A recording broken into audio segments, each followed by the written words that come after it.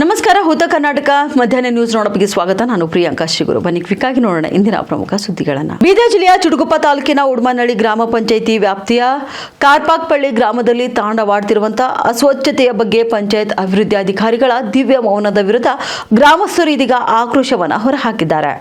ಗ್ರಾಮದಲ್ಲಿ ಅವೈಜ್ಞಾನಿಕವಾಗಿ ನಿರ್ಮಿಸಿರುವ ಮೋರಿಗಳಿಂದ ಕೊಳಚೆ ನೀರು ಹರಿದು ಹೋಗದೆ ನಿಂತಲ್ಲೇ ನಿಂತು ಗ್ರಾಮದ ಅಸ್ವಚ್ಛತೆಗೆ ಕಾರಣವಾಗಿದೆ. ಕೊಳಚೆ ನೀರು ನಿಂತಲ್ಲೇ ನಿಂತು ಗ್ರಾಮದ ತುಂಬಾ ಸೊಳ್ಳೆಗಳ ಕಾಟ ಹೆಚ್ಚಾಗಿ ಗ್ರಾಮಸ್ಥರನ್ನ ನಿತ್ಯ ರೋಗಕ್ಕೆ ಈಡು ಮಾಡುವಂತೆ ಮಾಡಿದ. ಇನ್ನು ರಸ್ತೆಯಲ್ಲಿ ಓಡಾಡುವಾಗ ಮೂಗು ಬಾಯಿ ಮುಚ್ಚಿಕೊಂಡು ಓಡಾಡುವಂತ ಪರಿಸ್ಥಿತಿ ನಿರ್ಮಾಣವಾಗಿದೆ ಎಂದು ಗ್ರಾಮಸ್ಥರೆಲ್ಲರೂ ಆರೋಪ ಮಾಡಿದ್ದಾರೆ. ಈ ಬಗ್ಗೆ ಉಡ್ಮನಹಳ್ಳಿ ಪಂಚಾಯತ್ ಅಭಿವೃದ್ಧಿ ಅಧಿಕಾರಿಗಳ ಗಮನಕ್ಕೆ ತಂದರೂ ಕೂಡ ಯಾವುದೇ ರೀತಿಯ ಕ್ರಮ ಕೈಗೊಳ್ಳುತ್ತಿಲ್ಲ. ಆದ್ದರಿಂದ ಸಂಬಂಧಪಟ್ಟಂತಹ ಅಧಿಕಾರಿಗಳು ಕೂಡಲೇ ಕ್ರಮ ವಹಿಸಿ ಗ್ರಾಮಸ್ಥರಿಗೆ ಆಗ್ತಿರುವಂತಹ ಸಮಸ್ಯೆಯನ್ನ ಬಗೆಹರಿಸಬೇಕೆಂದು ಗ್ರಾಮಸ್ಥರು ಒತ್ತಾಯಿಸಿದ್ದಾರೆ.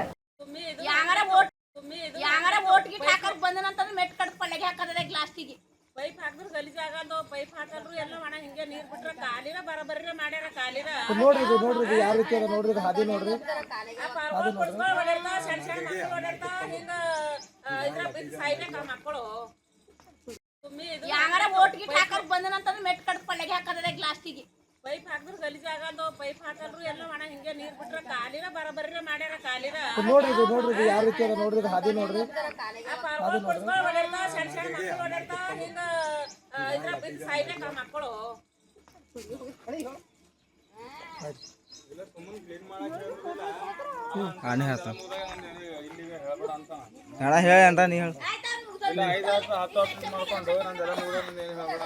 ಬೀದರ್ ಜಿಲ್ಲೆಯ ಚುಟುಗುಪ್ಪ ತಾಲೂಕಿನ ಉಡುಮನಹಳ್ಳಿ ಪಂಚಾಯತ್ ಬರುವಂತ ಕಾರ್ಪಕ್ಪಳ್ಳಿ ಊರ ಅದ ನೋಡ್ರಿ. ಇದು ಹೆಂಗದ ನೋಡ್ರಿ, ಗೋಜ ನೋಡ್ರಿ, ಪೂರ ಎಲ್ಲ ನಿಲ್ತದ. ಮುಂದಕ್ಕೆ ಹೋಗ್ಲಾಕ ಸಪ್ಲೈ ಮಾಡಾಕ ಇದು ಇಲ್ಲ, ನೀರಿಲ್ಲ. ಸಪ್ಲೈ ಮಾಡಾಕ ಹೊಲಕ ನೀರು ಹೋಗ್ಲಾಕ ಇದು ಇಲ್ಲ. ಗೊಜ್ಜು ನೋಡ್ರಿ ಹೆಂಗಿದ ಪೂರ ನೋಡ್ರಿ. ಇದು ಏನದ ಇದು ವಿಡಿಯೋ ಅವ್ರಿಗೆ ಹೇಳಿ ಎಷ್ಟು ಸರಿ ಹೇಳಿದ್ರು ಭೀ ಅವ್ರು ನತ್ತ ತಗೊಳತ್ತ ಇಲ್ಲ. ಮ್ಯಾಲ ಅಧಿಕಾರಿಗಳಿಗೆ ಗಮನಕ್ಕ ಹೇಳತ್ರ ಭೀ ಅರ್ಥ ಆಗಲ್ಲ ಅವ್ರಿಗೆ.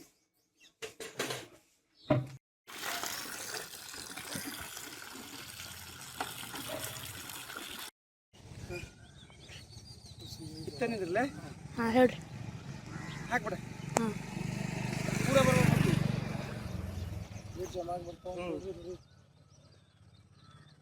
ಊರೆಲ್ಲ ನೀರಾಗಿ ಜಮಾಗಿ ಇಲ್ಲೇ ಬರ್ತಾವೆ. ನೋಡ್ರಿ ಇದು ಗಲೀಜು ವಾಸನೆ ಹೋಗ್ತದೆ. ಮನೆ ಆಜು ಬಾಜು ಎಲ್ಲ ಮನೆ ಅವ. ಇಲ್ಲಿ ಚಿಕ್ಕಡು ತುಂಬ ಹೋಗ್ಯಾವ.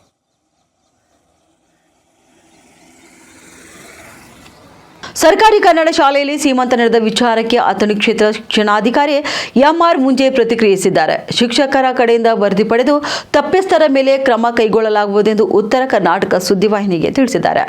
ಈಗಾಗಲೇ ನನ್ನ ಗಮನಕ್ಕೂ ಬಂದಿದೆ. ರಜೆ ಇದ್ದ ಕಾರಣ ಆವರಣದಲ್ಲಿ ಸೀಮಂತ ಕಾರ್ಯಕ್ರಮ ಮಾಡಿದ್ದು ಮಾಹಿತಿ ಇದೆ ಎಂದು ಪ್ರತಿಕ್ರಿಯಿಸಿದ್ದು, ಇನ್ಮುಂದೆ ಇಂತಹ ಖಾಸಗಿ ಕಾರ್ಯಕ್ರಮಕ್ಕೆ ಸರ್ಕಾರಿ ಶಾಲೆ ದುರ್ಬಳಕೆವಾಗದಂತೆ ನೋಡಿಕೊಳ್ತೇನೆ ಎಂದು ಹೇಳಿದ್ದಾರೆ. ಸರ್ಕಾರಿ ಶಾಲೆಗಳು ಅಥಣಿ ತಾಲೂಕಿನಲ್ಲಿ ಕಲ್ಯಾಣ ಮಂಟಪಗಳಾಗಿ ಬದಲಾಗ್ತಾ ಇದೆ ಅಂತ ಆರೋಪ ಇದೆ ಸರ್. ಇದ್ರ ಬಗ್ಗೆ ಹೇಳ್ತೀರಿ ಅಂತ. ಇದಕ್ಕೆ ಸಂಬಂಧಪಟ್ಟಂತೆ ಅಥಣಿ ತಾಲೂಕಿನ ಕೆಲಸಂಗ್ ಗ್ರಾಮದಲ್ಲಿ ಒಂದು ಶಾಲಾ ವರ್ಗದಲ್ಲಿ ಶ್ರೀಮಂತ ಕಾರ್ಯಕ್ರಮ ನಡೆಸಿದ್ದಾರೆ. ವಿಡಿಯೋ ವೈರಲ್ ಆಗ್ತಾ ಇದೆ. ಇದ್ರ ಬಗ್ಗೆ ಹೇಳ್ತೀರಂತ. ಇಲ್ಲ, ನಾವು ಮುಖ್ಯ ಶಿಕ್ಷಕರ ಸಭೆಗಳನ್ನು ಮೇಲಿಂದ ಮೇಲೆ ಮಾಡಿ ಯಾವುದೇ ಕಾರಣಕ್ಕೆ ಶಾಲಾ ಆವರಣವನ್ನು ಶಿಕ್ಷಣೇತರ ಚಟುವಟಿಕೆಗಳೇ ಕೊಡಬಾರ್ದೆಂದು ಕಟ್ಟುನಿಟ್ಟಿನ ಸೂಚನೆಗಳನ್ನು ಕೊಟ್ಟಿದ್ದೇವೆ. ಆದಾಗ್ಯೂ ಕೂಡ ಕೆಲವೊಂದು ಕಡೆ ನೀವು ಹೇಳಿದ ಹಾಗೆ ನಿನ್ನೆ ಒಂದು ಮಾಧವಾನಂದ ಸರ್ಕಾರಿ ಹಿರಿಯ ಪ್ರಾಥಮಿಕ ಶಾಲೆ ಮಾಧವಾನಂದ ನಗರದಲ್ಲಿ ಶ್ರೀಮಂತ ಕಾರ್ಯಕ್ರಮ ನಡೆದು ನನ್ನ ಗಮನಕ್ಕೆ ಬಂದಿದೆ. ಮುಖ್ಯ ಶಿಕ್ಷಕರಿಗೂ ನಾನು ಫೋನ್ ಮುಖಾಂತರ ಮಾತಾಡಿ ಸದರಿ ವಿಷಯಕ್ಕೆ ಸಂಬಂಧಿಸಿದಂತೆ ಸಮಗ್ರವಾದಂಥ ಮಾಹಿತಿಯನ್ನು ತರಲಿಕ್ಕೆ ಅವರಿಗೆ ಸೂಚಿಸಿದ್ದೇನೆ. ಮಾಹಿತಿ ಬಂದ ನಂತರ ಅದನ್ನು ಪೂರ್ವಾಪರ ವಿಶ್ಲೇಷಣೆ ಮಾಡಿ ಯಾರಾದರೂ ತಪ್ಪಿಸ್ತಿರಿದ್ರೆ ಅವ್ರ ಮೇಲೆ ಕ್ರಮ ಕೈಗೊಳ್ಳಲಾಗ್ತದೆ. ಶಿಕ್ಷಕರಿಗೆ ಈ ರೀತಿಗಳಿಗೆ ಉತ್ತೇಜನ ನೀಡ್ತಾ ಇದ್ದಾರೆ ಅಂತೇಳಿ ಒಂದು ಆರೋಪ ಇದೆ. ಯಾವುದೂ ಉತ್ತೇಜನ ಇಲ್ಲ, ಏನಿಲ್ಲ. ನಮ್ಮ ಹತ್ರ ಈಗ ಅವ್ರಿಗೆ ಅನೇಕ ಸರ್ವೆಗಳನ್ನು ಮಾಡಿನೂ ಕೂಡ ನಾವು ಹೇಳಿದ್ದೇವೆ. ಉತ್ತೇಜನ ಅಂತೇನಿಲ್ಲ. ನಿನ್ನೆ ಅದು ಸರ್ಕಾರಿ ರಜೆ ರವಿವಾರ ಇರೋದರಿಂದ ಅವರು ಮುಖ್ಯ ಶಿಕ್ಷಕರ ಹೇಳಿಕೆ ಪ್ರಕಾರ ಅಲ್ಲಿ ಯಾರೂ ಇಲ್ಲದೇ ಇರೋದರಿಂದ ಅವರು ಏನು ಶ್ರೀಮಂತ ಕಾರ್ಯಕ್ರಮ ಮಾಡಿದ್ದಾರೆ. ಹಾಗೆ ಅವರು ಮುಖ್ಯ ಶಿಕ್ಷಕರ ಗಮನ ಮತ್ತು SDFC ಅವರ ಗಮನಕ್ಕೆ ತಂದಿಲ್ಲ ಅಂತೇಳಿ ಮುಖ್ಯೋಪ ಶಿಕ್ಷಕರ ಮೊಬೈಲ್ದಲ್ಲಿ ಹೇಳಿದ್ದಾರೆ. ಬಟ್ ಇವತ್ತಿಗೆ ಅವ್ರನ್ನ ಕರೆಸಿ ಅದರ ಸಮಗ್ರ ವರದಿ ತರಲಿಕ್ಕೆ ಹೇಳಿದ್ದೇನೆ. ವರದಿ ತಂದ ನಂತರ ಮತ್ತೆ ಯಾರಾದರೂ ತಪ್ಪಿಸ್ತಿದ್ರೆ ಅವ್ರ ಮೇಲೆ ಕ್ರಮ ಕೈಗೊಳ್ತಾರೆ. ಕೇರಳ ವಿಧಾನಸಭಾ ಚುನಾವಣೆಯಲ್ಲಿ ಎಲ್ಡಿಎಫ್ ಪರಾಜಯಗೊಂಡ ಕಾರಣ 80 ವರ್ಷದ ವಯಸ್ಸಿನ ಪಿಣರಾಯಿ ವಿಜಯನ್ ಮುಖ್ಯಮಂತ್ರಿ ಸ್ಥಾನಕ್ಕೆ ರಾಜೀನಾಮೆಯನ್ನು ನೀಡಿದ್ದಾರೆ. ಪಿಣರಾಯಿ ವಿಜಯನ್ ನಿರ್ಗಮನದೊಂದಿಗೆ ಕರ್ನಾಟಕದ ಮುಖ್ಯಮಂತ್ರಿ 78 ವರ್ಷದ ವಯಸ್ಸಿನ ಸಿದ್ದರಾಮಯ್ಯ ಈಗ ದೇಶದ ಅತ್ಯಂತ ಹಿರಿಯ ಮುಖ್ಯಮಂತ್ರಿ ಎಂಬ ಹೆಗ್ಗಳಿಕೆಗೆ ಪಾತ್ರರಾಗಿದ್ದಾರೆ. ಇದು ಸಿದ್ದರಾಮಯ್ಯ ಅವರ ಸುದೀರ್ಘ ರಾಜಕೀಯ ಜೀವನದ ಮತ್ತೊಂದು ಮೈಲಿಗಲ್ಲು ಎನ್ನಬಹುದು. ಪ್ರಸ್ತುತ ದೇಶದ ಮುಖ್ಯಮಂತ್ರಿಗಳ ಪಟ್ಟಿಯನ್ನು ಗಮನಿಸಿದರೆ ಸಿದ್ದರಾಮಯ್ಯ 78, ಅವರ ನಂತರ ಆಂಧ್ರಪ್ರದೇಶದ ಮುಖ್ಯಮಂತ್ರಿ ಚಂದ್ರಬಾಬು ನಾಯ್ಡು 75 ವರ್ಷದವರು, ಮಿಜೋರಾಂನ ಲಾಲ್ದುಹೋಮ 74 ವರ್ಷದವರು ಮತ್ತು ನಾಗಾಲ್ಯಾಂಡ್ನ ನೆಫಿಯಾರಿಯೋ 74 ವರ್ಷ. ಅವರು ಹಿರಿಯರ ಸಾಲಿನಲ್ಲಿ ನಿಲ್ತಾರೆ. ಇನ್ನು ಅರುಣಾಚಲ ಪ್ರದೇಶದ ಫೆಮಾ ಖಂಡು 46 ವರ್ಷದವರಾಗಿದ್ದು ದೇಶದ ಅತ್ಯಂತ ಕಿರಿಯ ಮುಖ್ಯಮಂತ್ರಿಯಾಗಿದ್ದಾರೆ. ಸಿದ್ದರಾಮಯ್ಯ ಅವರು 1983ರಲ್ಲಿ ತಮ್ಮ 36ನೇ ವಯಸ್ಸಿನಲ್ಲಿ ಮೊದಲ ಬಾರಿಗೆ ಶಾಸಕರಾಗಿ ಆಯ್ಕೆಯಾಗಿದ್ದು ಅಂದಿನಿಂದ ಸಚಿವರಾಗಿ, ವಿರೋಧ ಪಕ್ಷದ ನಾಯಕರಾಗಿ ಮತ್ತು ಈಗ 2ನೇ ಬಾರಿಗೆ ಸಿಎಂ ಆಗಿ ಸೇವೆಯನ್ನ ಸಲ್ಲಿಸುತ್ತಿದ್ದಾರೆ. ಕರ್ನಾಟಕದ ಮಟ್ಟಿಗೆ ಹೇಳುವುದಾದರೆ ಅತಿ ಹಿರಿಯ ವಯಸ್ಸಿನಲ್ಲಿ ಸಿಎಂ ಹುದ್ದೆ ಅಲಂಕರಿಸಿದ ದಾಖಲೆಯೂ ಕೂಡ ಈಗ ಸಿದ್ದರಾಮಯ್ಯ ಅವರ ಪಾಲಾಗಿದೆ. ಈ ಹಿಂದೆ ಬಿಜೆಪಿ ಪ್ರಭಾವಿ ನಾಯಕ ಬಿಎಸ್ ಯಡಿಯೂರಪ್ಪ 2021ರಲ್ಲಿ ಸಿಎಂ ಸ್ಥಾನಕ್ಕೆ ರಾಜೀನಾಮೆ ನೀಡಿದಾಗ ಅವರಿಗೆ 78 ವರ್ಷ 5 ತಿಂಗಳು ವಯಸ್ಸಾಗಿತ್ತು. ಆದರೆ ಇದೀಗ ಸಿದ್ದರಾಮಯ್ಯ ಅವರಿಗೆ ಅದಕ್ಕಿಂತಲೂ ಹೆಚ್ಚಿನ ವಯಸ್ಸಾಗಿದೆ. ಈ ಮೂಲಕ ಕರ್ನಾಟಕದ ಅತ್ಯಂತ ಹಿರಿಯ ಸಿಎಂ ಎನಿಸಿಕೊಂಡಿದ್ದಾರೆ. ಹೋಲಿಕೆ ಮಾಡಿದರೆ ಎಸ್.ಎಂ. ಕೃಷ್ಣ 72ನೇ ವಯಸ್ಸಿನಲ್ಲಿ ಮತ್ತು ಜಿ.ಎಚ್. ಪಾಟೀಲ್ 69ನೇ ವಯಸ್ಸಿನಲ್ಲಿ ಅಧಿಕಾರದಿಂದ ನಿರ್ಗಮಿಸಿದ್ರು. ಆರ್. ಗುಂಡೂರಾವ್ ಅವರು ಕೂಡ 43ನೇ ವಯಸ್ಸಿನಲ್ಲಿ ರಾಜ್ಯದ ಅತ್ಯಂತ ಕಿರಿಯ ಸಿಎಂ ಆಗಿ ಪ್ರಮಾಣ ವಚನ ಸ್ವೀಕರಿಸಿದವರಾಗಿದ್ರು. ಪ್ರತಿ ವರ್ಷದಂತೆ ಈ ವರ್ಷವೂ ಕೂಡ ಬೀದರ್ ಜಿಲ್ಲೆಯಲ್ಲಿ ಕುಡಿಯುವ ನೀರಿನ ಸಮಸ್ಯೆ ಮುಂದುವರೆದಿದೆ. ಬೀದರ್ ಜಿಲ್ಲೆಯ ಗಡಿ ತಾಲೂಕುಗಳಾದ ಔರಾದ್, ಕಮಲ್ನಗರ್ ಹಾಗೂ ಭಾಲ್ಕಿ ತಾಲೂಕಿನಲ್ಲಿ ಕುಡಿಯುವ ನೀರಿನ ಸಮಸ್ಯೆ ಉಂಟಾಗಿದ್ದು ಜನರು ನೀರಿಗಾಗಿ ಪರದಾಡುವ ಸ್ಥಿತಿ ನಿರ್ಮಾಣವಾಗುತ್ತಿದೆ. ಜಿಲ್ಲೆಯಲ್ಲಿ ಸುಮಾರು 60 ಗ್ರಾಮಗಳಲ್ಲಿ ಬೀದರ್ ಜಿಲ್ಲಾ ಆಡಳಿತ ಹಾಗೂ ಜಿಲ್ಲಾ ಪಂಚಾಯತಿಯಿಂದ ಜನರಿಗೆ ನೀರಿನ ಸಮಸ್ಯೆ ಆಗದಂತೆ 60 ಗ್ರಾಮಗಳಲ್ಲಿಯೂ ಕೂಡ ಪರ್ಯಾಯ ಕುಡಿಯುವ ನೀರಿನ ವ್ಯವಸ್ಥೆಯನ್ನ ಮಾಡಲಾಗಿದೆ. ಸುಮಾರು 14 ಗ್ರಾಮಗಳಲ್ಲಿ ನೀರಿನ ಟ್ಯಾಂಕರ್ ಮೂಲಕ ಕುಡಿಯುವ ನೀರನ್ನು ಒದಗಿಸಲಾಗುತ್ತಿದ್ದು 51 ಗ್ರಾಮಗಳಲ್ಲಿ ಬೋರ್ವೆಲ್ ಮೂಲಕ ನೀರನ್ನು ನೀಡಲಾಗುತ್ತಿದೆ. ಜಿಲ್ಲೆಯ ಜನರಿಗೆ ಕುಡಿಯುವ ನೀರಿನ ಸಮಸ್ಯೆ ಉದ್ಭವಿಸಿದಲ್ಲಿ ಸಂಬಂಧಪಟ್ಟಂತ ಗ್ರಾಮ ಪಂಚಾಯತ್ ಹಾಗೂ ತಾಲೂಕು ಪಂಚಾಯತ್ ಅಧಿಕಾರಿಗಳನ್ನು ಸಂಪರ್ಕಿಸಿದ 24 ಗಂಟೆಗಳ ಒಳಗಾಗಿ ನೀರನ್ನು ಒದಗಿಸಲಾಗುವುದು ಎಂದು ಬೀದರ್ ಜಿಲ್ಲಾ ಪಂಚಾಯತ್ ಮುಖ್ಯ ಕಾರ್ಯನಿರ್ವಾಹಕ ಅಧಿಕಾರಿ ಡಾಕ್ಟರ್ ಗಿರೀಶ್ ಬದೋಲೆ ಅವರು ತಿಳಿಸಿದ್ದಾರೆ.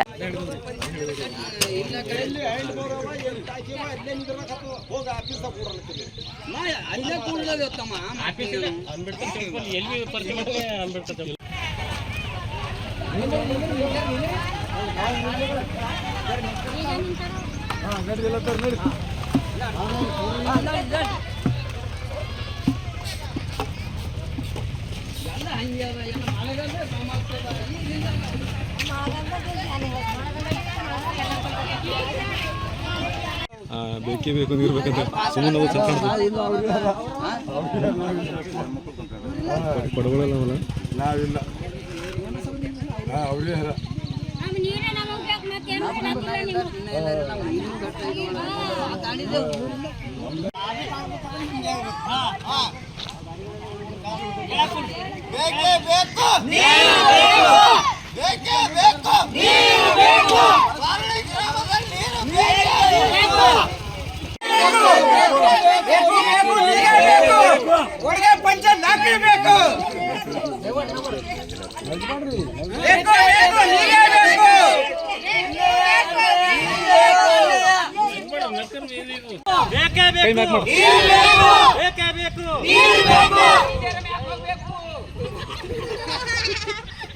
ಎಲ್ರಿಗೂ ನಮಸ್ಕಾರ. ಈಗ ನಮ್ಮ ಜಿಲ್ಲೆಯಲ್ಲಿ ಸುಮಾರು 60 ಹಳ್ಳಿಯಲ್ಲಿ ಕುಡಿಯೋ ನೀರಿನ ಸಮಸ್ಯೆ ಆಗ್ತಾಯಿದೆ. ಅದಕ್ಕೆ ನಾವು ತಕ್ಷಣವೇ 24 ಗಂಟೆಗಳಲ್ಲಿ ಸೂಕ್ತ ಕ್ರಮ ವಹಿಸ್ತಾ ಇದ್ದೀವಿ. ಮಾನ್ಯ ಜಿಲ್ಲಾ ಉಸ್ತುವಾರಿ ಸಚಿವರು ಕೂಡ ಪದೇ ರಿವ್ಯೂ ಮಾಡ್ತಾ ಇದ್ದಾರೆ. ಅವರ ನಿರ್ದೇಶನದಂತೆ ನಾವು ಎಲ್ಲ ಹಳ್ಳಿಗಳಲ್ಲಿ 24 ಗಂಟೆಗಳಲ್ಲಿ ಸೂಕ್ತ ನೀರಿನ ವ್ಯವಸ್ಥೆ ಮಾಡ್ತಾ ಇದ್ದೀವಿ. ನಮ್ಮಲ್ಲಿ ಸುಮಾರು 60 ಹಳ್ಳಿಯಲ್ಲಿ 14 ಹಳ್ಳಿಯಲ್ಲಿ ಟ್ಯಾಂಕರ್ ಮೂಲಕ ನೀರು ಸರಬರಾಜು ಮಾಡ್ತಾಯಿದ್ದೀವಿ. ಮತ್ತು 51 ಹಳ್ಳಿಗಳಲ್ಲಿ ಪ್ರೈವೇಟ್ ಬೋರ್ವೆಲ್ ಕೂಡ ನಾವು ಹೈರ್ ಮಾಡಿದ್ದೀವಿ. ಸೊ ಕೆಲವೊಂದು ಹಳ್ಳಿಯಲ್ಲಿ 1 ಬೋರ್ವೆಲ್ಲು 2 ಬೋರ್ವೆಲ್ ಕೂಡ ಹೈರ್ ಮಾಡಬೇಕಾಗತ್ತೆ. ಸೊ ಒಟ್ಟಾರೆ 60 ಹಳ್ಳಿಯಲ್ಲಿ ನಮ್ಮಲ್ಲಿ ಈಗ ಸಮಸ್ಯೆ ಆಗ್ತಾಯಿದೆ. ಸೊ ನಾವು ಅದಕ್ಕೆ ಕ್ರಮ ಕೈಗೊಳ್ತಾ ಇದ್ದೀವಿ. ಮತ್ತು ಎಲ್ಲೋ ಯಾವ ಊರಲ್ಲೂ ಕುಡಿಯೋ ನೀರಿನ ಸಮಸ್ಯೆ ಆಗದೇ ಥರ ನಾವು ನೋಡ್ಕೋತಾ ಇದ್ದೀವಿ. ಪ್ರಧಾನಿ ನರೇಂದ್ರ ಮೋದಿ ಅವರು ಇಂದು ಬಿಹಾರದ ರಾಜಧಾನಿ ಪಟ್ನಾದಲ್ಲಿ ಅದ್ದೂರಿ ರೋಡ್ ಶೋ ನಡೆಸಿದ್ದಾರೆ. ಈ ಸಂದರ್ಭದಲ್ಲಿ ಸಾವಿರಾರು ಬೆಂಬಲಿಗರು ಮತ್ತು ಸಾರ್ವಜನಿಕರು ರಸ್ತೆಯ ಇಕ್ಕಲಗಳಲ್ಲಿ ಜಮಾಯಿಸಿ ಪ್ರಧಾನಿಯವರಿಗೆ ಹೂಮಳೆಗೆರೆಯುವ ಮೂಲಕ ಆತ್ಮೀಯವಾಗಿ ಸ್ವಾಗತಿಸಿದ್ದಾರೆ. ರೋಡ್ ಶೋ ನಂತರ ಪಟ್ನಾದ ಐತಿಹಾಸಿಕ ಗಾಂಧಿ ಮೈದಾನದಲ್ಲಿ ನಡೆದ ಬಿಹಾರ ಸರ್ಕಾರದ ಸಚಿವ ಸಂಪುಟ ವಿಸ್ತರಣಾ ಕಾರ್ಯಕ್ರಮದಲ್ಲಿ ಪ್ರಧಾನಿ ಮೋದಿ ಪಾಲ್ಗೊಂಡರು. ನೂತನ ಸಚಿವರ ಪದಗ್ರಹಣ ಸಮಾರಂಭಕ್ಕೆ ಸಾಕ್ಷಿಯಾದ ಅವರು ರಾಜ್ಯದ ಅಭಿವೃದ್ಧಿ ಮತ್ತು ಆಡಳಿತದ ಸುಧಾರಣೆಗೆ ಈ ವಿಸ್ತರಣೆಯು ಹೊಸ ವೇಗ ನೀಡಲಿದೆ ಎಂದು ಆದೇಶಿಸಿದರು. ಈ ಕಾರ್ಯಕ್ರಮದಲ್ಲಿ ಬಿಹಾರದ ಮುಖ್ಯಮಂತ್ರಿ ಸೇರಿದಂತೆ ಹಲವು ಗಣ್ಯರು ಕೂಡ ಉಪಸ್ಥಿತರಿದ್ದರು. ಪಶ್ಚಿಮ ಬಂಗಾಳದ ಬಿಜೆಪಿ ನಾಯಕ ಸುವೇಂದು ಅಧಿಕಾರಿ ಅವರ ಆಪ್ತ ಸಹಾಯಕ ಪಿಪಿ ಚಂದ್ರನಾಥ್ ರಥ್ ಅವರ ಕೊಲೆಯನ್ನ ಮಧ್ಯಪ್ರದೇಶದ ಮುಖ್ಯಮಂತ್ರಿ ಮೋಹನ್ ಯಾದವ್ ತೀವ್ರವಾಗಿ ಖಂಡಿಸಿದ್ದಾರೆ. ಈ ಕುರಿತು ಪ್ರತಿಕ್ರಿಯೆ ನೀಡಿರುವ ಅವರು, ಚುನಾವಣೆಯಲ್ಲಿ ಗೆಲುವು ಮತ್ತು ಸೋಲು ಸಹಜ ಪ್ರಕ್ರಿಯೆಯಾಗಿದೆ. ಆದರೆ ಕೇವಲ ಚುನಾವಣೆಯಲ್ಲಿ ಸೋತ ಕಾರಣಕ್ಕಾಗಿ ಇಂತಹ ಕೃತ್ಯಗಳನ್ನು ಎಸಗುವುದು ಸರಿಯಲ್ಲ. ರಾಜಕಾರಣದಲ್ಲಿ ಹಿಂಸೆಗೆ ಯಾವುದೇ ಸ್ಥಾನವಿಲ್ಲ ಎಂದು ನಾನು ನಂಬುತ್ತೇನೆ.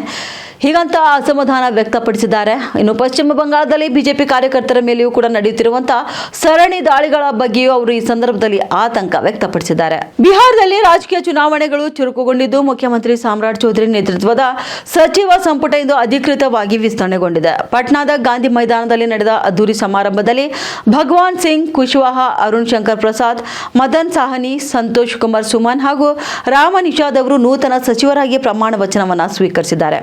ಪ್ರಧಾನಿ ನರೇಂದ್ರ ಮೋದಿ ಅವರ ಪಟ್ನಾ ಭೇಟಿಯ ಬೆನ್ನಲ್ಲೇ ನಡೆದ ಈ ಸಂಪುಟ ವಿಸ್ತರಣೆಯು ರಾಜ್ಯದ ಮೈತ್ರಿ ಸರ್ಕಾರದ ಬಲವರ್ಧನೆಗೆ ಸಾಕ್ಷಿಯಾಗಿದೆ. ಸಾಮಾಜಿಕ ಸಮತೋಲನ ಮತ್ತು ಪ್ರಾದೇಶಿಕ ಪ್ರಾತಿನಿಧ್ಯವನ್ನು ಗಮನದಲ್ಲಿಟ್ಟುಕೊಂಡು ಈ ಆಯ್ಕೆ ಮಾಡಲಾಗಿದ್ದು, ಇದು ರಾಜ್ಯದ ಆಡಳಿತ ಯಂತ್ರಕ್ಕೆ ಹೊಸ ಚೈತನ್ಯ ನೀಡುವ ನಿರೀಕ್ಷೆ ಹೆಚ್ಚಾಗಿದೆ.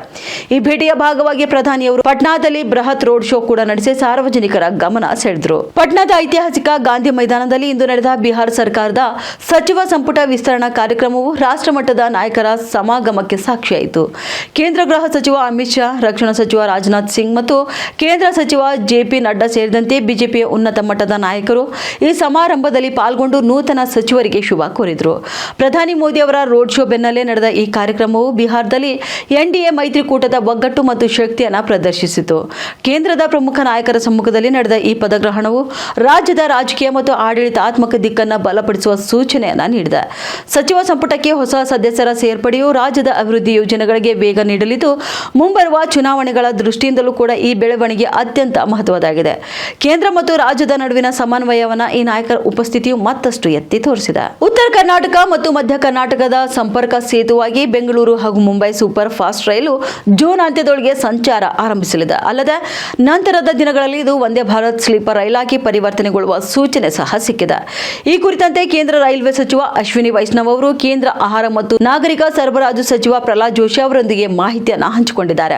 ರಾಜಧಾನಿ ಬೆಂಗಳೂರಿನಿಂದ ಪ್ರಮುಖ ವಾಣಿಜ್ಯ ನಗರಿ ಮುಂಬೈಗೆ ತೆರಳುವ ಈ ಸೂಪರ್ ಫಾಸ್ಟ್ ರೈಲು ಮಧ್ಯ ಕರ್ನಾಟಕ, ತುಮಕೂರು, ದಾವಣಗೆರೆ, ಹಾವೇರಿ ಹಾಗೂ ಉತ್ತರ ಕರ್ನಾಟಕದ ಹುಬ್ಬಳ್ಳಿ, ಧಾರವಾಡ ಮತ್ತು ಬೆಳಗಾವಿ ಮಾರ್ಗದ ಮೂಲಕ ಸಂಚರಿಸಲಿದೆ. ತಮ್ಮ ಒತ್ತಾಸೆಯಂತೆ ಈ ಬೆಂಗಳೂರು ಮುಂಬೈ ಸೂಪರ್ ಫಾಸ್ಟ್ ರೈಲು ಸಂಚಾರವನ್ನು ಬಹುತೇಕ ಜೂನ್ ಅಂತ್ಯದೊಳಗೆ ಆರಂಭಿಸುವುದಾಗಿ ಅಶ್ವಿನ್ ವೈಷ್ಣವ್ ಅವರು ತಿಳಿಸಿದ್ದಾರೆ. ಇನ್ನು ಇದೇ ವೇಳೆ ಸಚಿವ ಜೋಶಿ ಅವರು ಕೂಡ ಮುಂದಿನ ದಿನಗಳಲ್ಲಿ ಬೆಂಗಳೂರಿನಿಂದ ಮುಂಬೈ ನಡುವಿನ ಈ ಸೂಪರ್ ಫಾಸ್ಟ್ ರೈಲನ್ನು ವಂದೇ ಭಾರತ್ ಸ್ಲೀಪರ್ ರೈಲಾಗಿ ಸಹ ಬದಲಾಯಿಸುವಂತೆ ಮನವಿ ಮಾಡಿಕೊಂಡಿದ್ದಾರೆ. ಇದಕ್ಕೂ ಕೂಡ ರೈಲ್ವೆ ಸಚಿವ ಅಶ್ವಿನಿ ವೈಷ್ಣವ್ ಅವರು ಸಮ್ಮತಿ ವ್ಯಕ್ತಪಡಿಸಿದ್ದಾರೆ.